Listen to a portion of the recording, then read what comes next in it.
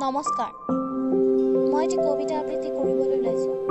কবিতাটিৰ শিৰোনামা একবিংশ শতিকাৰ নতুন পংকুময়। কবি বুবুল কলিতা, আবৃত্তিকাৰ অনুস্মিতা মজুমদাৰ।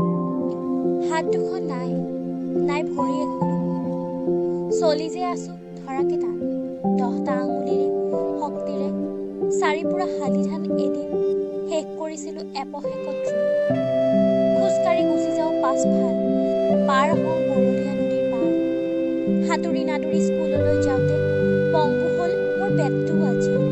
খাব নোৱাৰোঁ এবাটি জিৰা, এপোৱা চাউলৰ ভাত, নহৰকা দৈৰ টেকেলি। ৰংমনহঁতৰ পলি গাইজনীয়ে বৰা ধান খাওঁতে খোৱা লোৱা লগালোঁ। কণীজনীক চাৰিআলিত জোকাওঁতে দুচৰটি মতা নাছিলোঁ ছমাহ তাক। ক্ৰমাৎ অন্ত হ'ল চকুজুৰি আজি, নামাতো, একো মাতিবও নোৱাৰোঁ। মুখৰ আগত ভাহি থাকিলেও মৰাশ, পথৰ দাঁতিত অসহায় ধৰকিটা গাভৰু, আৰু চকুৰ আগত কত দুৰ্নীতি দেখি একো নকওঁ, ক'ব নোৱাৰোঁ জানা।